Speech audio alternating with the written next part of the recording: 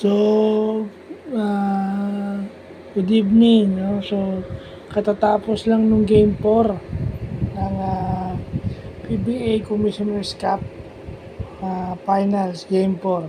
So, simple lang naman ang nangyari. No? Yung depensa ng Magnolia limiting San Miguel to less than 100 points.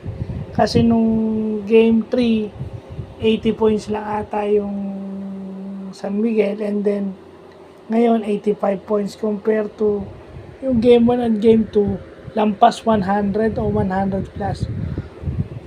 So dun magpapakitang gumagana na yung opensa ng San Miguel, ng Magnolia, depensa ng Magnolia.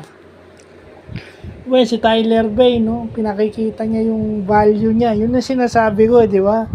Kailangan si Tyler Bay is na kay Benny Boatwright na. Chase team of the 3-point line. Oh. Limitado na yung production ni Benny Boatwright. So parang nawala sa rhythm yung San Miguel.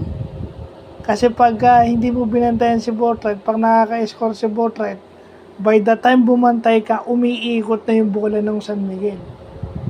Yung mga shooters niya is hindi nakakuha ng tamang rhythm. Pero sa lalim nitong San Miguel, hindi naman to natambakan dahil siyempre, na-contain mo si Boatwright, hindi mo naman makontain si Junmar, di ba? Pero ang problema rito kay Junmar, pag tumataas yung work rate nito, pag binababad ng gusto, ayan, nasasaktan.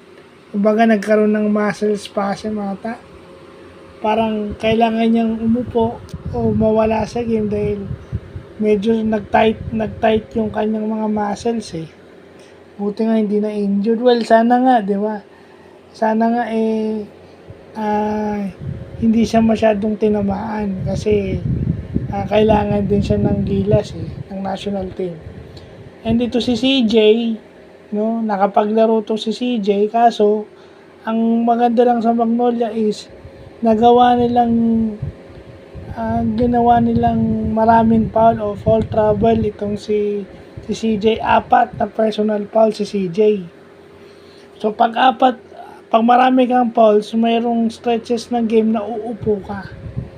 So natatanggal yung effectivity mo sa game dahil sa dami ng fouls mo. So yun yung magandang ginawa ng Magnolia ngayong araw na to, Game 4. Yung pag-limit kay Boatwright at saka yung overwork, no, tumaas yung work rate ni Junmar, although maganda sa San Miguel yun, pero pag tumatagal yung work rate ni Junmar na yun, nasasaktan siya eh. Key. Kasi kung hindi natanggal ng matagal si Junmar, malamang panalo na yung San Miguel. Kasi kita nyo, saglit lang kay Junmar, double figures na siya. Kaso, pag tumaas yung work rate niya, yun na nangyayari, nagta-tighten yung muscles mo kasi because yung work mo nadadagdagan dahil nga yung import nyo ineffective na, diba? So yun yung nangyayari. Tsaka itong si CJ, maraming fouls, naging factor din yun sa Magnolia. Kasi si CJ Perez is local leading scorer at saka best player of the conference. So pag nagawa mo yung kay CJ na iupo siya because of fouls, malaking advantage yun para sa team mo. Na tinatanggalan mo yung San Miguel ng offensive contributor at saka defense, yung tinatanggalan mo rin yung San Miguel ng perimeter defender kasi magaling din dumipensa itong si CJ. So yun lang po.